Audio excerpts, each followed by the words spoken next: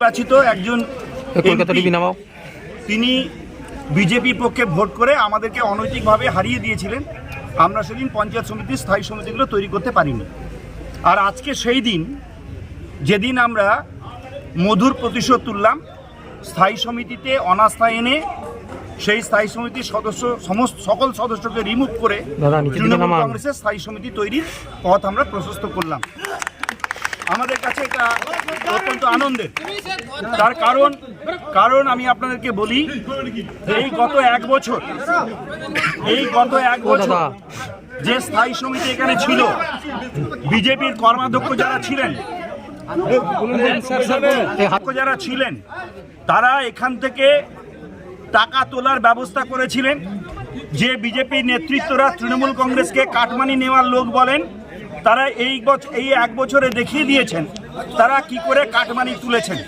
আপনারা সকলেই দেখেছেন বিজেপির সহ সভাপতি রাধা গোবিন্দ দাসের বক্তব্য, যে বক্তব্য তিনি পরিষ্কারভাবে বলছেন জেলা পরিষদের সদস্য বাঁশরী পণ্ডিত তিনি কাটমানি নিয়ে 1,25,000 টাকায় স্কুটি কিনেছেন, যেখানে তিনি অভিযোগ করছেন পঞ্চায়েত সমিতির টাকা তোলার জন্য চাটিয়াল সাহেবকে দায়িত্ব দেওয়া হয়েছিল, তিনি টাকা তুলে তিনি বিতরণ করছেন।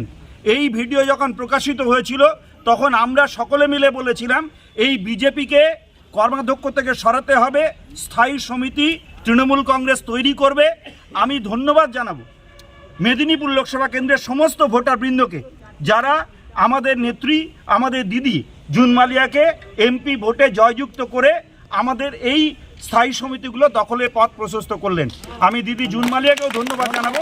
আজকে এই রকম একটা অনাস্থা প্রস্তাবে উপস্থিত থেকে আমরা অনাস্থাতে জয়ী হলাম এবং আমাদের স্থায়ী সমিতিগুলো তৈরি করা পথ প্রশস্ত হলো। তাকে ধন্যবাদ জানাই আমাদের নেত্রী মমতা বন্দ্যোপাধ্যায়, নেতা অভিষেক বন্দ্যোপাধ্যায়, যাদের আদর্শে আমরা অনুপ্রাণিত, সৎভাবে পরিশ্রম করে আমরা আমাদের দলটা পরিচালনা করি। আরেকটি কথা বলবো, যেদিন তারা ভেবেছিলেন যে জিতে যাবেন সেদিন সমস্ত এমপিরা উপস্থিত ছিলেন, আর আজকে কি করলেন না ব্যাকডোর দিয়ে হাইকোর্ট করে আমাদের অনাস্থাকে আটকানোর চেষ্টা করলেন। যখন পরাজিত হলেন তারা এই অনাস্থা প্রস্তাবে উপস্থিতই হলেন না। আমরা কিন্তু যেদিন প্রথম স্থায়ী সমিতি তৈরি হয়েছিল আমরা নাও জিততে পারি এটা জানার পরেও কিন্তু আমরা উপস্থিত ছিলাম, কারণ মানুষ আমাদেরকে আশীর্বাদ করেছিলেন, মানুষ আমাদেরকে দায়িত্ব দিয়েছিলেন, ফলে মানুষের ম্যান্ডেট মেনে নিয়ে আমরা সামনে থেকে লড়াই করেছিলাম। আজকের বিজেপি নেতৃত্বদের কর্মীদেরকে দেখতে বলবো তাদের নেতারা কেমন লুকিয়ে পড়েন যখন পরাজয় হওয়ার আশঙ্কাটা তৈরি হয়, আর তৃণমূল কংগ্রেসের কর্মীরা সামনে দাঁড়িয়ে থেকে লড়াই করে মানুষের জন্য কাজ করে।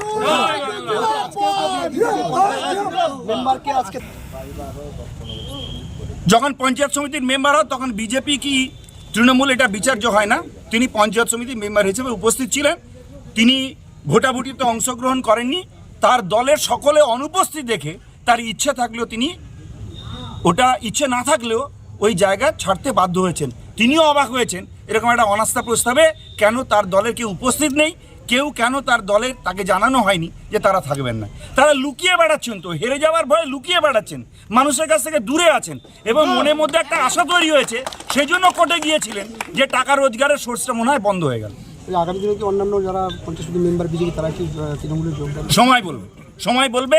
আমরা আমাদের প্রথমে স্থায়ী সমিতি আমরা তৈরি করব, আমাদের কর্মাধ্যক্ষ পাবো, পঞ্চায়েত সমিতিকে সুষ্ঠুভাবে নিয়ম মেনে একদম দুর্নীতিহীনভাবে আমরা পঞ্চায়েত সমিতি পরিচালনা করব, মানুষকে সঠিক পরিষেবা প্রদান করব।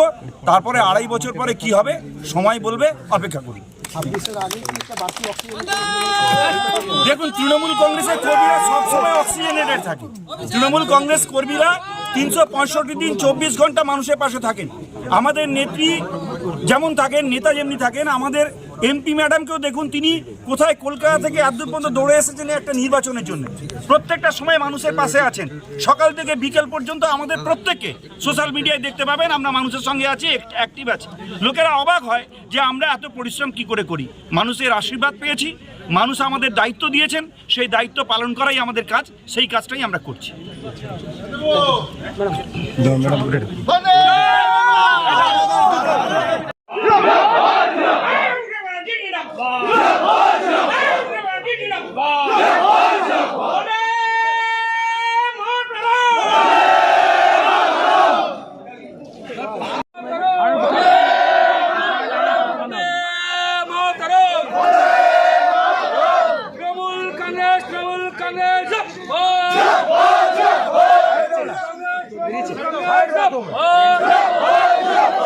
বাংলার জননেত্রী মমতা ব্যানার্জি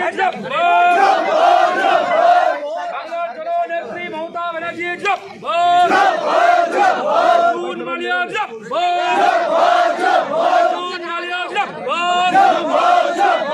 সকলে প্রিয় বিধায়ক তরুণ মাইতি